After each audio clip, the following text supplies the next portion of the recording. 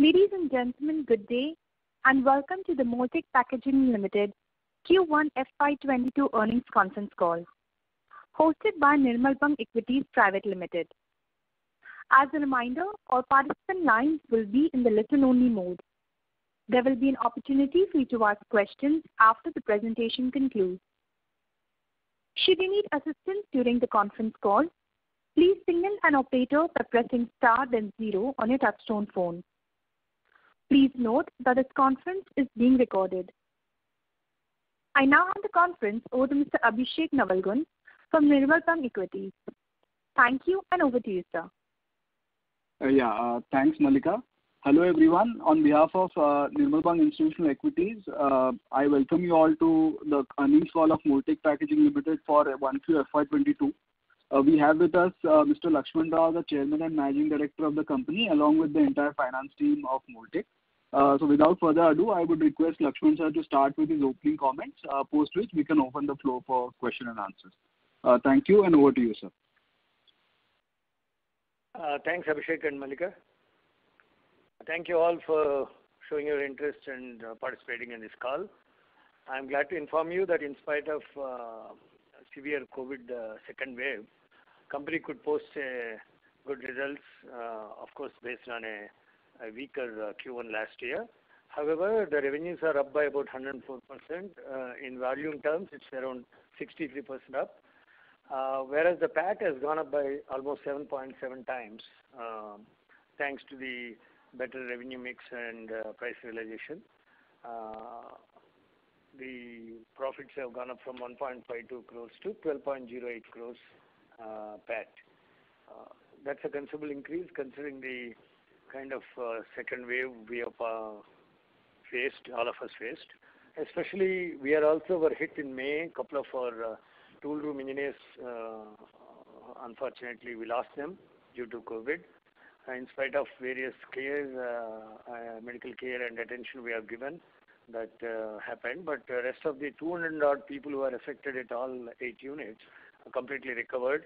And company has taken steps to provide family insurance, free medicines, and all kind of support during those 2 months, especially May, and then followed by June, to take care of our employees and their near family. I hope that this COVID will be under control going forward, and countries can look forward to normal life and normal economic activity. If that is so, the company is well poised in all its segments. Paints are growing because there's a lot of pent-up demand, and the major leaders of the paint industry are indicating very good next couple of quarters until Diwali. And then followed by food segment, where we also anticipate our new sweet boxes will be taking off. Already we have received a couple of decent orders which can take those segment forward in food and FMCG. And pumps division has been already receiving orders from Wipro and a couple of medium-sized companies. But Reckitt Benckiser's audit has given us a green channel client selection. So hopefully some business from Reckitt Benckiser and Hindustan Lever also anticipated in the pumps division going forward. So all segments are well set, and we hope the future will be brighter for us. With our QR coded IML containers concept has been well received by Asian Paints and Castrol, and they both are showing interest to pursue that proposal, which will offer 100% anti-counterfeit feature in their supply chain. So this is on the board as of now, and I think more we can discuss on question and answers. So I give the call back to Malika to arrange for the questions and answers. Thank you very much, sir. Ladies and gentlemen, we will now begin the question and answer session. Anyone who wishes to ask a question may press star and 1 on their touchtone telephone. If you wish to remove yourself from the question queue, you may press star and 2. Participants are requested to only use handsets while asking a question. Anyone who has a question at this time, please press star 1 on your phone.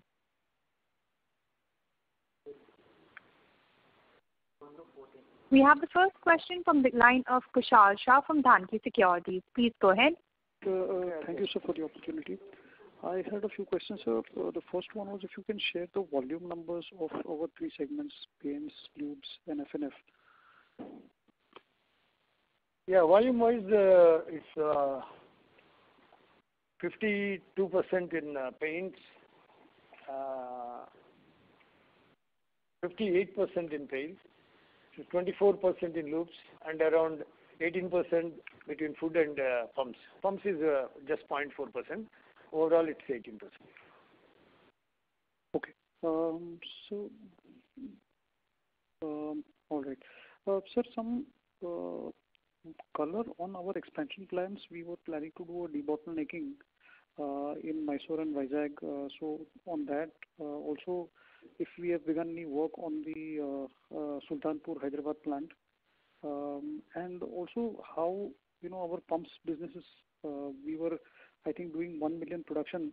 So how is it currently, and what is the ramp up likely? Yeah. Yes, Vizag and Mysore already capacity have been added. Additional buildings are also completed, and new machinery has been installed. And in fact, Vizag is growing more rapidly. There too, the machinery and buildings are ready and ready to go.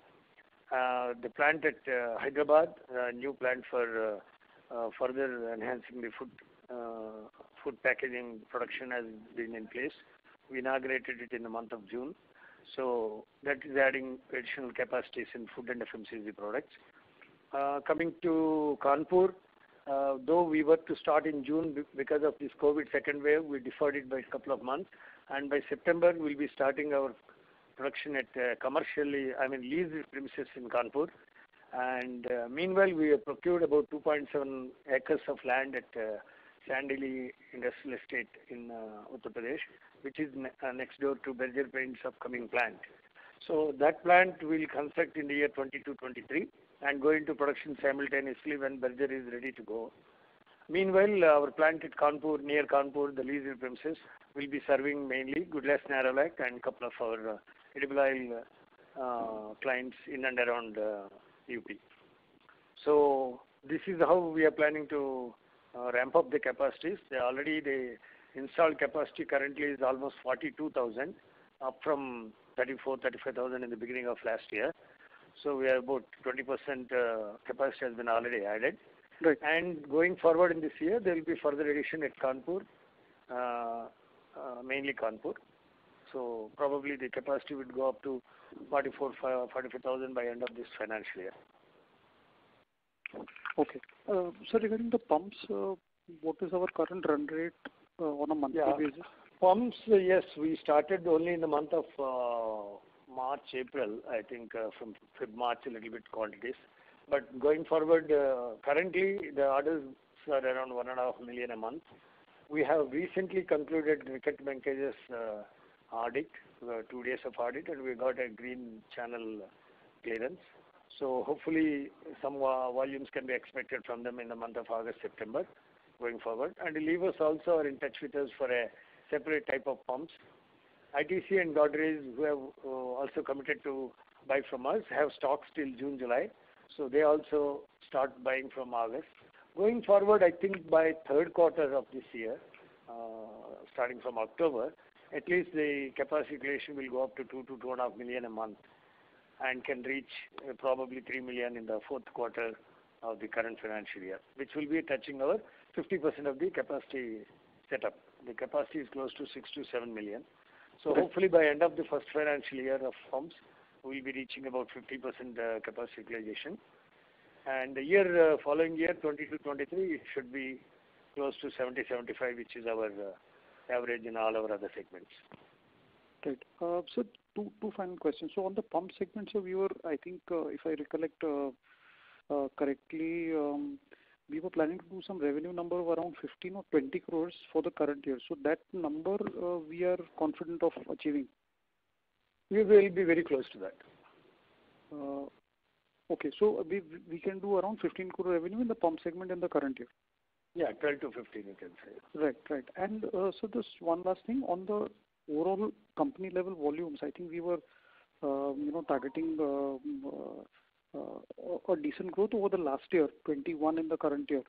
So given that, the first quarter has been a little muted, so I think we were targeting around 32,000 tons roughly volume number for the current year. So do we kind of stick to that number, or do we increase or decrease that target? No, we are still targeting at 32,000. Though there was a setback, we could have achieved around 7,500 to 8,000 in this quarter. We hit only 6,000.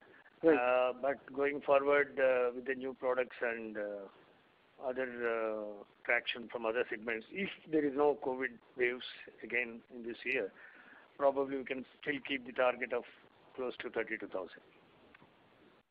Sure. That's it, sir. I'll come back in the queue. Thank you. Yeah. Thank you.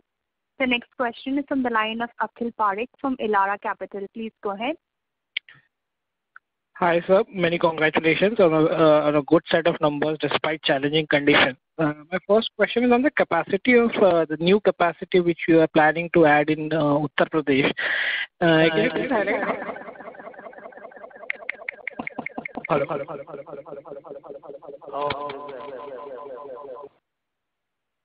Hello. Yes, sir. Yeah. So, sir, can you please highlight the total capacity which you are expected to add and capex for that particular plant? Yeah, Kanpur, initially it is in a leased premises, so the plant expenditure for that would be hardly around 5 crores. But additional investments will be at Sultanpur here in Hyderabad, where we have plans to widen our product range and probably expand our food containers range also. That could be another 5-6 crores. So apart from 33 crores already committed in the financial year so far for the expansion and payment of some of the machines which are received early in the year, the overall investment again this year will be in the region of around 50 crores, which was 59 crores last year. As of today, the visibility is we'd be needing around 50 crores investment in the financial year. Already 33 crores has been either committed or completed, and we have acquisition of 3 acres, close to 3 acres of land at Kanpur, and buildings to be built at Sultanpur, Hyderabad, and maybe starting of the buildings at Kanpur towards the end of this year for our own facility there. So all this put together and the additional molds and machines, we see a requirement of around 48 to 50 crores of investment again in the financial year. That will take our volume, which was the beginning of last year was somewhere around 35,000 tons, to close to 46,000 tons. Okay, and the new capacity which you are speaking about, like in Uttar Pradesh, you said for closer to the Berger Paint, right? That's separate from the Kanpur one, right? Or is it the same one? Yeah, the current capacity is close to 44,000 tons, and Kanpur will be hardly around 1,500 tons. But the additional capacity that we will be creating at Sultanpur may not become really operative in this financial year because the building itself will take some time, and those numbers we can only look at next year. So this year with Kanpur and some more additional machines at existing plants, we are aiming at reaching a capacity of 44,000 tons from around 34-35 at the beginning of last year. What would be the peak sales, like a peak utilization of 45,000 tons? We are aiming at 32,000, so you can say close to 75%. Oh, no, I was talking from a value perspective, like at a peak utilization level of say 45,000 ton once the new capacity comes in. What kind of sales revenue we are targeting? See, even the capacity is 45,000 tons. I would take 75 to 80% is a feasible capacity. Okay. So taking at 36,000 tons, and now the per ton realization is much higher, close to around 2 lakhs per ton, I think. So it will be somewhere around 750 crores, 220 rupees. So it will come to around 800 crores of revenue is possible at peak capacity utilization. Got it. The second question is the pump segment, right? Like last few calls back, you had mentioned that this segment was particularly dominated by the Chinese imports. Have they stopped completely, or what is the status right now? They have stopped completely importing because it's not viable and with a lot of duty increase and all. But they are all carrying huge stocks. Even today, that's come down considerably. The indications from a couple of major clients who have committed to us is that they will be free by July. But I think it may slip into September, a couple of more months, because the consumption has not really gone up. So the stocks are yet to be consumed. But they are all in touch with us, and they have appreciated our modern facility with 100% complete quantity checking machines, what we installed, which none of our competitors have. So they are all committed, but their stocks are still yet to be depleted. What they procured some 7-8 months ago, or end of last calendar year, they're still carrying. So hopefully things will be more positive for pumps division from October onwards. Sure. Sir, next year you said our capacity will reach around 60 million and 70 to 75% of utilization rate we are targeting. So how much can be the potential revenue target at that utilization rate? Yeah, once we reach, say, 5 to 6 million pieces a month, we are talking about a turnover of around 4 crores per month. So 48 gross revenues are possible. 45 to 50, you can say. 45.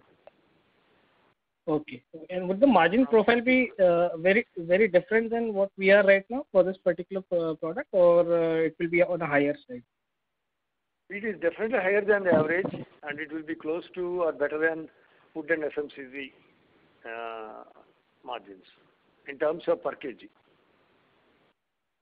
Sure. Got it. The last one question on the IML versus non-IML, if you can please provide the volume and value numbers. Yeah, not much of difference actually. In the IML, the total IML stands at 63.2% as against 65% last quarter. Basically because of reduction in the sale of our edible oil square containers, which are 100% IML. But this quarter we had a drop in square container sales, mainly because of huge price rise in raw material, and also oil prices, edible oil prices have shot up during the last 2 quarters, which has resulted in majority of the oil companies going back to metal cans or pouches, and thereby the overall reduction in the IML has come from 65 to 63.2. This is for in the value terms or volume? In value terms. And volume terms? In volume it is from 61, it becomes 60.9, very nominal in tonnage, from the Q4 to Q4. If you look at the last year to now, 62.1 has become 61, you can say. Got it. Thanks a lot, sir, and best wishes for coming. Thank you. Thank you. The next question is from the line of Hitesh Tanuk from ICICI Direct. Please go ahead. Thanks for the opportunity, and congratulations, sir, on a very good set of numbers as far as top line recovery is concerned.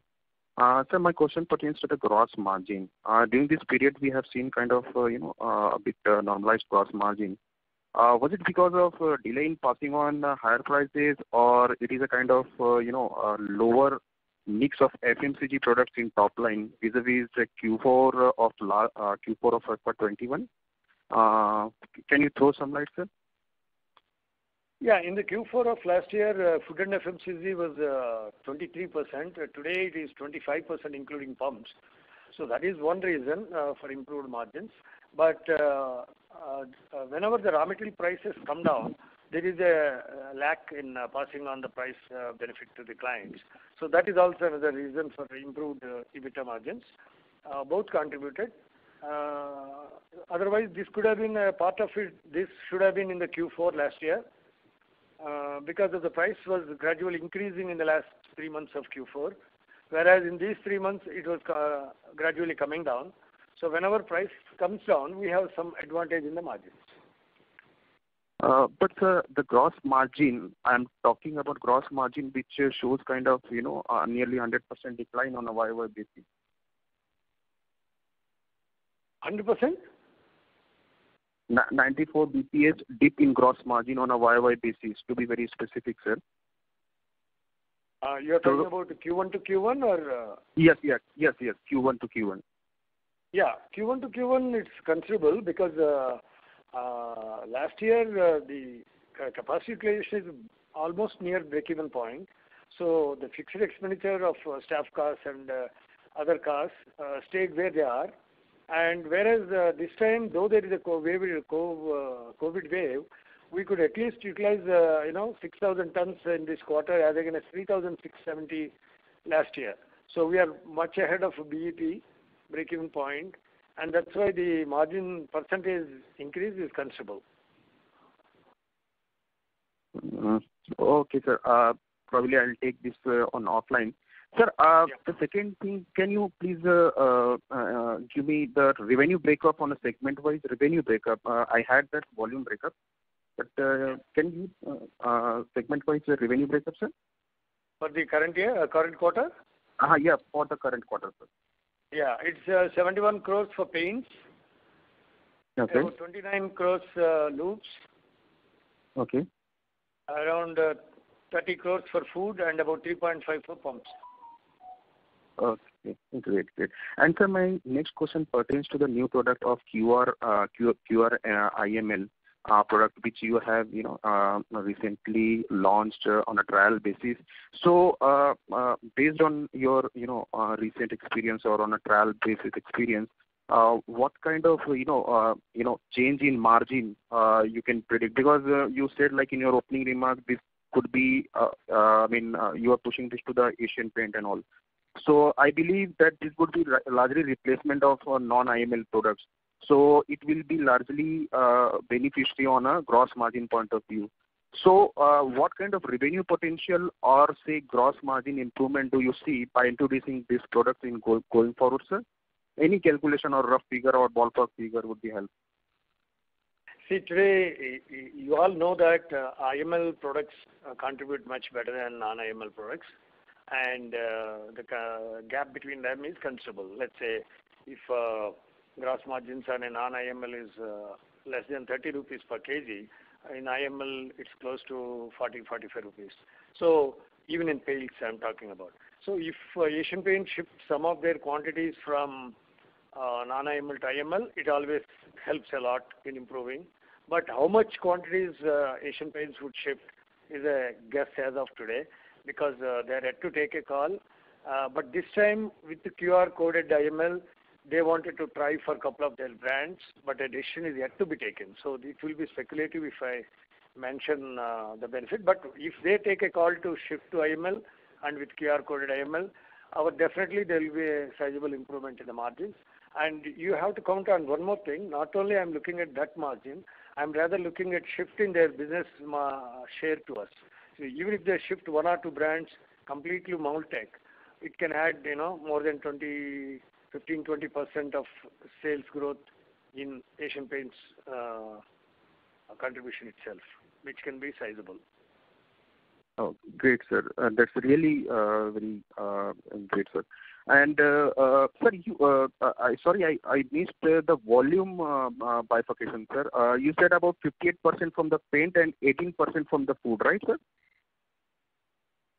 For Q1. Yeah. In the quantities, yes. 58% paint, 18% food and pumps. Food FMCG pumps. Okay, sir. Thank you. Thanks for the answer, sir. I'll come in the queue if I have more questions. Thank you. Okay, sure. Thank you. The next question is from the line of Miraj Shah from Dalal & Broacha Stock Broking. Please go ahead. Hello. Yes. Hi. Thank you for taking my question. Majority of my questions have been answered already, but I'd just like to briefly touch upon one point. Sir, in the gross margins side, I think that the gross margins have declined in this quarter compared to the previous quarter. So can you just give us a brief about where are we in per kg cost for raw materials? The raw material cost for last quarter was 112 on average, which is now actually 118 for this quarter. But from the peak of April, March ending, and April also the price went up a little bit. But May and June there is a drop in the raw material price. And one more thing, the EBITDA margins per kg have not really reduced. In fact, they have increased from Q4 from 41.88 to 42.42. This quarter it is 42.42 in spite of low capacity utilization. So as I explained in the earlier questions, this is due to two reasons. One is when the raw material prices are coming down, we get the advantage of delay in passing price reduction to our clients. That's one reason. Second reason is the better realization on our product mix. As food and pumps volumes have gone up from marginally, though it is from about 23% Q4 has become 25% in the Q1.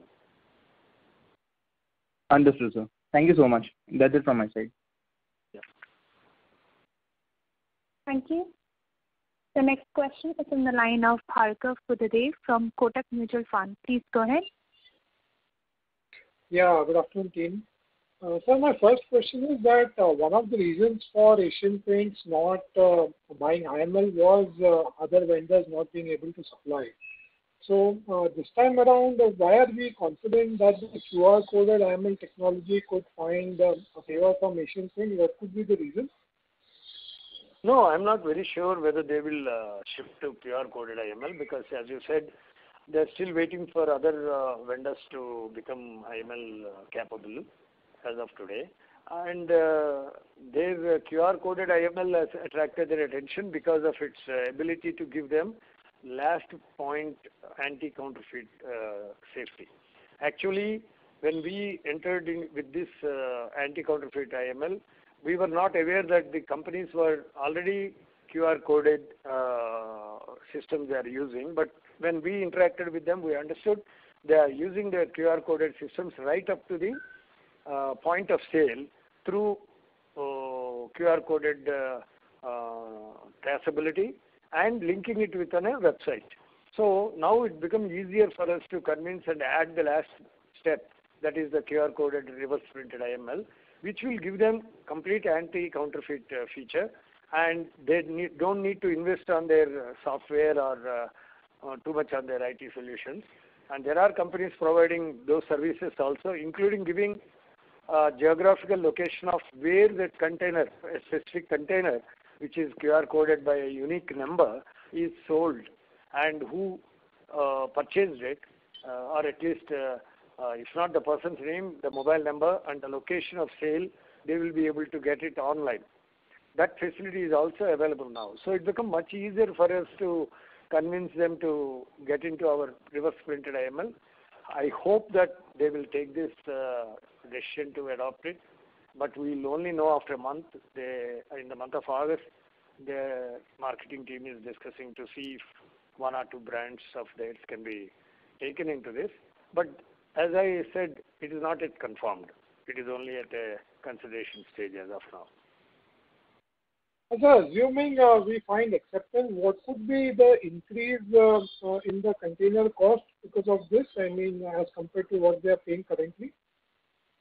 It's hardly anything. For a 20-liter container from HTL to IML, the price differential will be hardly 6 to 8 rupees. That is considering a container cost of around 210, 220 rupees. It's about 3.5%. And the paint they sell in it, in some brands, the cost is almost 10,000 rupees. So it's nominal. Okay. And alongside the paints, are we also pitching this to other sectors? Yes, all sectors can use this concept. Actually, lubricants will be definitely dying to use this because their products were the most which were duplicated in the market. So they are very keen. Castrol is already developed their artwork and asking us to make a trial batch and supply them. So in the lubricant side, Castrol is already taking steps to give a try. Hopefully in the month of August, the first small batch will go and they will put it in their supply chain and check the efficacy of it.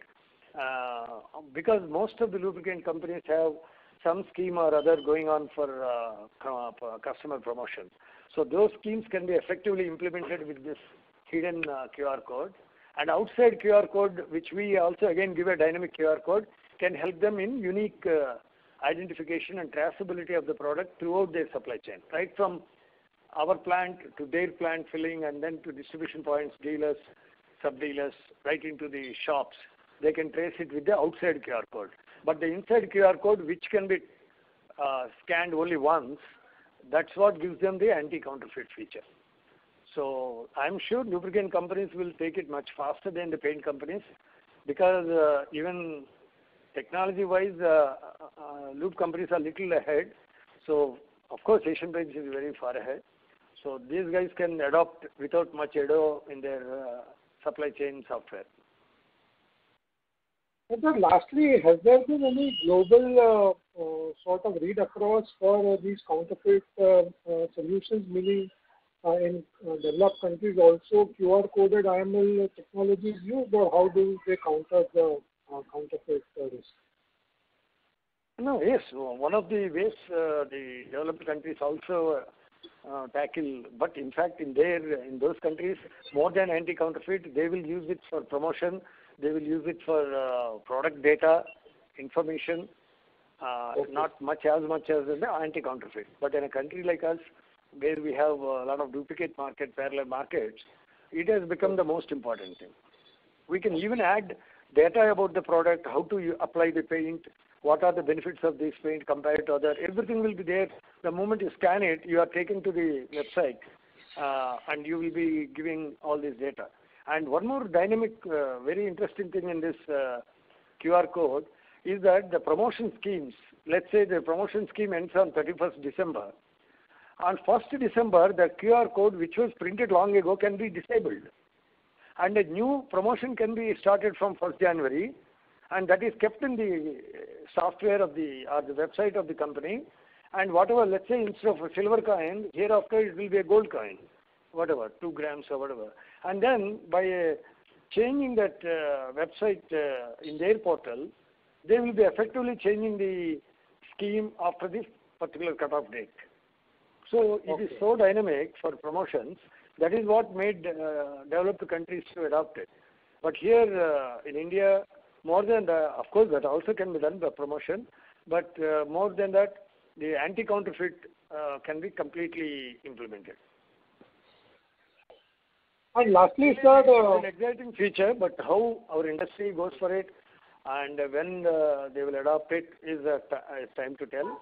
But once they start using it one by one, I'm sure they fall in line because everybody is concerned about duplicates in the country.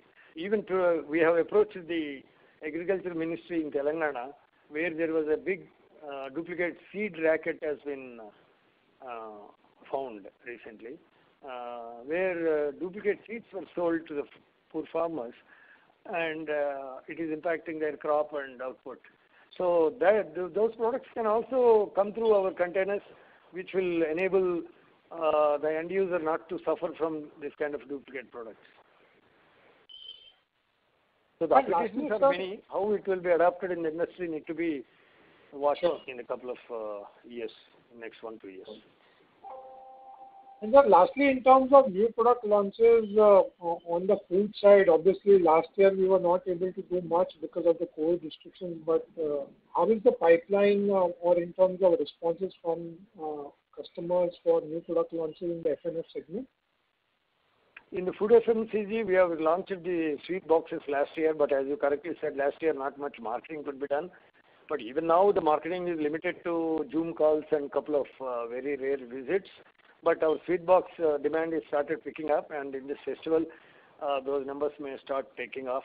But I don't count on it very much for this year, because any product has a life cycle. It takes a couple of years to penetrate and come into a sizable business quantum. Like our pumps, which could be 10, 12, 15 crores this year, can become 40, 50 crores in the next financial year, 22, 23. Similarly, the sweet boxes may be 4 or 5 crores this year. They can become 15 to 25 crores in the next financial year. So like this, there are some more products for restaurants, for some takeaway food products we are launching in this year. They will be in the market by December, January, and they will be adding numbers in the coming season. So like that, every year we have plans to add at least 5 to 10, or maybe say 6 to 10 containers of different shapes and sizes for different applications, which will be keep adding to our growth in the coming years. So sweet boxes is the one which already getting into the market, and we are introducing some cheese and butter packs by October, November, and a new range of ice cream containers by December. So probably about 10 to 12 new products, I'm saying number of SKUs will be available from our product range starting from the new year. And sir, one clarification on your pumps business, that when you mentioned this 4 crore per month run rate from FY23, how many customers are you assuming you will be dealing with? See, we hardly need 4 or 5 big clients to get those volumes. And one good news is Wipro is setting up a huge plant in Hyderabad, very close to our plant, about 25 kilometers, 30 kilometers. And that plant is supposed to have started by this November, December. But I think due to COVID, it got postponed to maybe middle of next year. And then their own capacity requirement projected is 2 to 2.5 million per month. So our capacity, even if it reaches 5 to 6 million, there will be more than 75%, 80% of our installed capacity. So Wipro alone can take almost 40 to 50% of our capacity by next year middle. And other clients like Reckitt Benckiser, ITC, Godrej, who are at various stages of using our, testing our pumps, would be on board by, I'm guessing, by before this year ending. So effectively, next year will be the year where we can see good contribution coming from the pump segment. And with Wipro, we are targeting significant market share, is it, in pumps? Sorry? With Wipro, are we the largest supplier of the pumps for Wipro? No, we started with Wipro for their supplies to their Nashik and a little bit to their Bangalore plant. Their Hyderabad plant, where actually they plan to use our capacity, is got delayed. It was to start by now, but they delayed it due to COVID. And they're talking about December, but I guess it may go to next financial year. But when they start in Hyderabad, they have committed to buy from us considerable quantities, major quantities from us. Great, sir. Thank you very much, and all the very best. Thanks. Thank you. The next question is from the line of Akshay Chheda from Canara Robeco. Please go ahead. Yes. Hello. Yeah, sir. Thank you for the opportunity. So my first question would be, sir, any new client additions that we did in the last quarter, and any new areas that we got into, like say in Q4 you had explained about the agrochemical as the new space where you had got in. So any other areas where you got in? And my second question would be, sir, you had mentioned about EBITDA per ton, EBITDA per kg for around 36 to 42 rupees. So still should we still consider that as the safe range, or any pluses or minus there? Yeah, sir. These are my two questions. Thank you. Yeah, in the new client addition, I'm glad to inform you we have received a major order from BPCL, Bharat Petroleum, because we are not very active with the public sector because of their controlled pricing and other practices. But this time we got a decent order of 70 crores, worth of 70 crores to be supplied in the next 2 financial years from BPCL, starting from June. I think small supplies have been made in June. From July onwards, there will be supplies of around 2 to 3 crores per month to BPCL. And we also received another major breakthrough with the Gulf Oil. Their new range of product, they have selected our containers, which will be adding at least again 15 to 20 crores to the top line in this year. So these two are the major additions in the pail segment. Coming on the food and FMCG, there are list of clients who are added for various applications. CG Foods, Chemagro, Ganapati Herbal, like that, different Sachem Foods, Bio Veda Action Research Company, Redex Aqua Solutions. So they're getting into aqua products, we're getting into some research products, we're getting into some various applications of food processing or nutrients, micronutrients and other segments. So like that, every month we are adding at least 10 to 15 new clients. Small, though they are not very big clients, each may be worth around 1 or 2 crores a year kind of business. But with our existing product range, so they adopt with their artwork whatever is the product they sell, and those companies are getting added on a monthly basis. So coming to your second question of EBITDA margin, you might have seen that in spite of low capacity utilization in the Q1, we have achieved 42 rupees EBITDA per kg. But going forward, that may be one reason, one benefit of raw material price coming down has partly helped it. But I still feel achieving somewhere between 36 to 42 is still possible. 36 so definitely ho jayega. Will it be close to 40 is a point where we are trying to work on.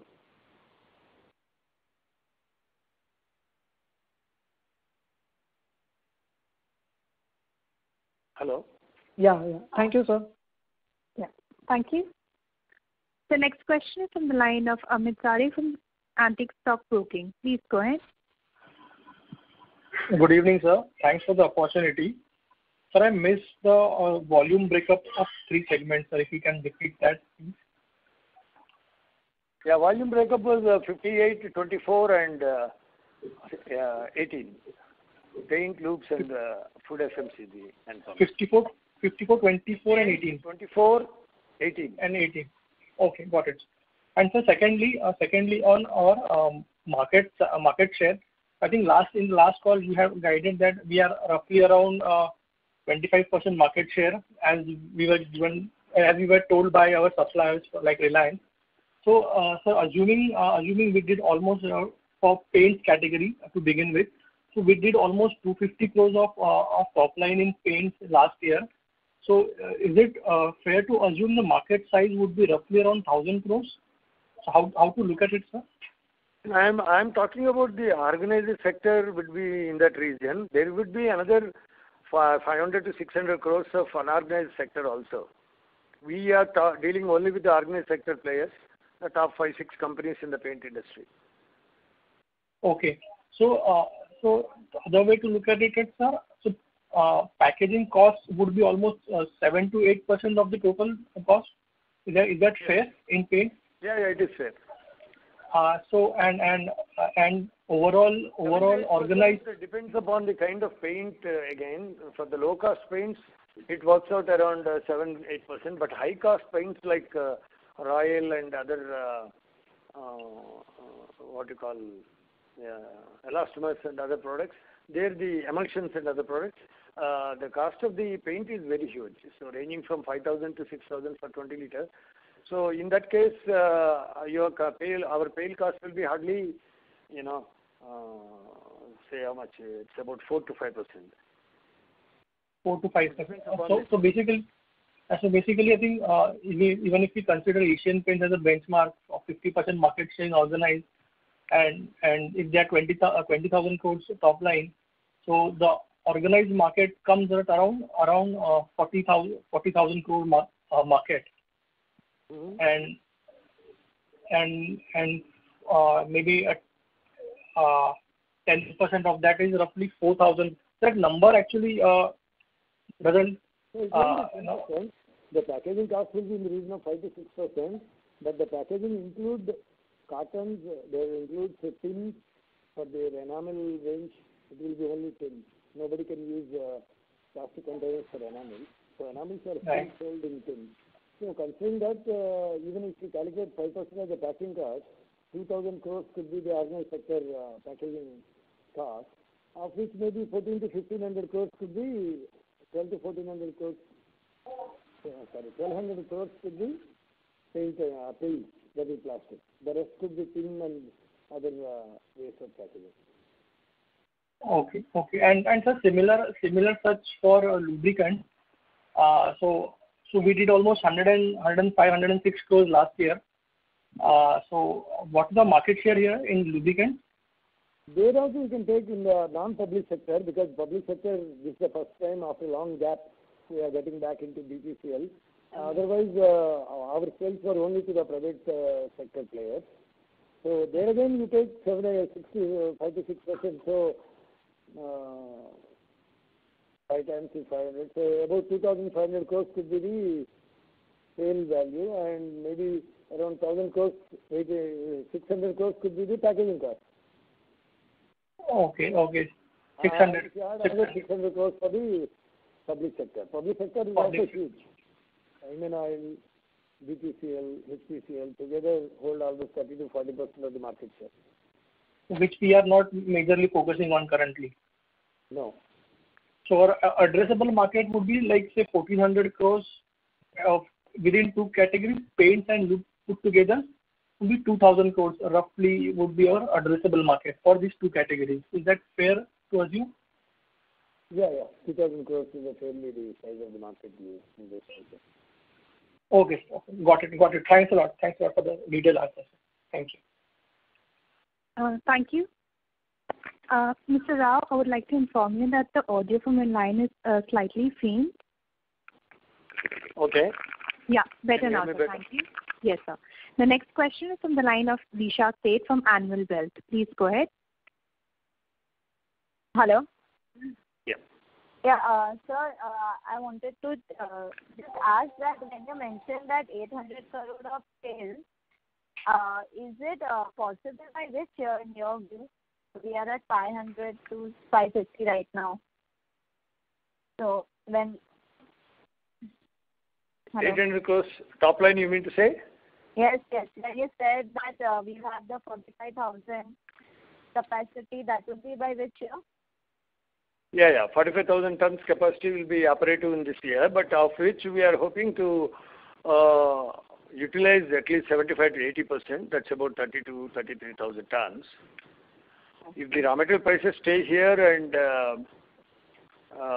we arrive at a 200 to 220 rupees per kg sales realization, we should be able to reach that number in the next financial year.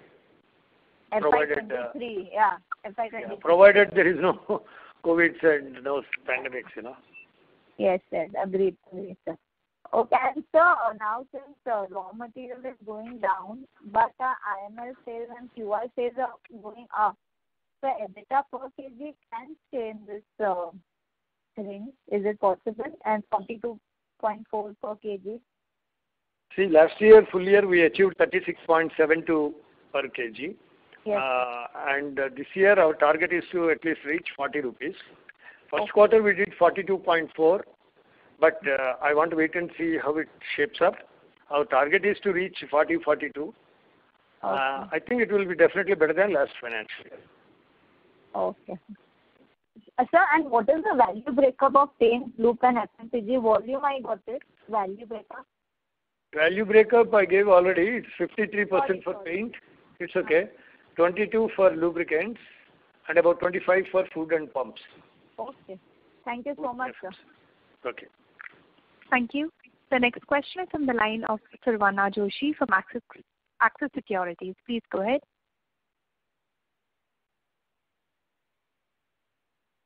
I'm sorry, I'm unable to hear you. Yeah, am I audible? Yes, now. Yeah. Thank you. Now, yeah. Yeah. So thank you for the opportunity. I just had one question, as most of my questions are answered.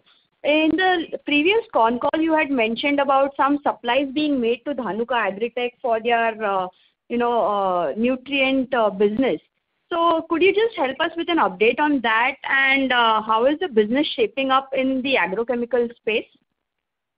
Yes, we just started in the last quarter, and again, there is a repeat orders, but the volumes what they are now testing are not very huge. I have to get real numbers, but we are trying to pressurize them or showcasing them the benefits of our QR coded containers. And just the first call was made by our marketing, and we are yet to give a demonstration, because they also are using QR code for traceability, but not for this complete anti-counterfeit. So we are trying to push to them the concept of reverse printed QR code. Just about a couple of weeks ago, we started showing them the video and some samples. We are yet to hear from them. But I'm sure they will also find it very useful to control anti-counterfeit in their products. If they do so, probably our business will start improving. So do you expect the business to kind of start generating revenues from second half of FY22, or you see that happening only in FY23? See, sizable numbers will happen only next year, but definitely it will start in this second half in a small way with the existing brands maybe, or with a new brand, so whenever the clients decide. As of today, I can't divulge the full information, but certainly there is at least 2-3 players seriously looking at introducing QR code. Whether it will lead to huge number growth, I doubt in this year, but definitely it will be in the market and it will create a stir in the minds of all the top management in these companies, because it's a top management agenda. The security of their product, anti-counterfeit, controlling duplication is something the directors and top management of any company would look at it. So the message will reach them once we put a couple of products in the market, and then certainly I hope there will be attraction towards our products. But as you said, it could happen only next financial year in a decent manner. All right. Sir, and one more update if you can just help us with is we were sometime back we were in talks with the GSK for their packaging needs as well, but because of the merger with HUL, is there any update on that front as well? No, thanks to COVID, all these new developments are shelved by HUL also. They are in touch with us for other products, but this particular GSK Horlicks brand product, there's no talk from them as of now. And unless they also revise their plans of changing the packaging, it may not happen. So, like this COVID has impacted everybody in terms of thinking of new products and changing their filling lines. I think that this will not happen in this financial year for sure. But whenever it happens, we'll be there because HUL is also our client for a long time. So they have us in their books. If they have to take a change in the packaging, they will certainly give us an opportunity. Sure, sir. That's it from my end. Thank you very much and stay safe. Thank you. Thank you. The next question is on the line of Akshay Chaturvedi from Cosmea Financial Holdings. Please go ahead. Yeah, very good evening to you, sir, and thank you for the opportunity. Most of my questions are answered. I just would like you to some color on the standard in your paints business. Sir, your voice is breaking, actually. Is it better right now? Yeah, better. Okay, sir, I just wanted you to throw some color on your clientele in the paints business. As you said, you serve only to the top 5-6 players, and I would imagine Asian Paints would be your biggest contributor. Could you name the other contributors or throw some color on the share, how it Yeah, Kansai, Nerolac, Akzo Nobel, Berger. Okay. Nissan Paints. Okay. These are the top. Okay. And sir, what would be the share of basically of Asian Paints per se? I remember you mentioning around 25% of Asian Paints demand is served by you. Yes, around 20 to 25% is served by us because they have 4-5 suppliers, and Hi-Tech is their largest supplier, which is kind of a house company. So they get almost 40-45% of their business share. And among the remaining 4-5 suppliers, we are the second largest, I guess. Okay. And how much would Asian Paints contribute to your overall paints business? They contribute even today 25 to 30% of our top sales revenue is coming from them. Because of the new plants we set up for them at Mysore and Vizag, those numbers have gone up in the last couple of years. So 25 to 30% of the overall revenue they contribute, you're saying? Asian Paints. Overall revenue. Okay. 20%, yeah. Okay. All right. So, and sir, last question would be on just clarification on the Kanpur plant. Currently, you guys are operating from the leased facility. Am I correct? From November 21, you started? Correct. We are just starting in September with leased premises, just 3 machines to cater to Nerolac's needs. And we have acquired land at Sandila Industrial Estate recently. The buildings and all will take a year and a half. So by end of 22-23 financial year, we'll be moving into our own premises. So that will be catering both to Berger Paints and Nerolac, apart from edible oil sector in that area. Okay, and that would require, you said, around 5 to 6 crores of invest capex for the new plant. That will be 20 crores, but this current year will be 5 to 6 crores for the leased premises. The bigger project for Berger and Nerolac together will be happening in 22-23. That will be a 20 crore project. Okay, so the new plant from your own facility, you're saying, will come by the end of this fiscal or by next fiscal? Next fiscal end, 22-23. Okay, 22-23 end. Okay, all right. So as of now, you said September, you said you're starting a new facility. I didn't get that. In September this year. September, we are starting in the leasing premises. Okay, September, you're going to start under the leasing terms. All right. Yeah. All right. Okay. Thank you, sir. That's all. Okay. Thank you. That was the last question. I would now like to hand the conference over to Mr. Abhishek Navagud from Nirmal Bang Securities for his closing comments. Yeah, thanks. So basically, I would like to thank the management for addressing all the questions, and also thanks to all the participants for joining in. Thank you. I too take this opportunity to thank you all for the interest in our company's operations, and all of you please take care and stay safe. Thanks, Abhishek, and thanks, Malika. Thank you very much, sir. Bye. Ladies and gentlemen, on behalf of Nirmal Bang Equities, that concludes this conference call. Thank you for joining us, and you may now disconnect your lines.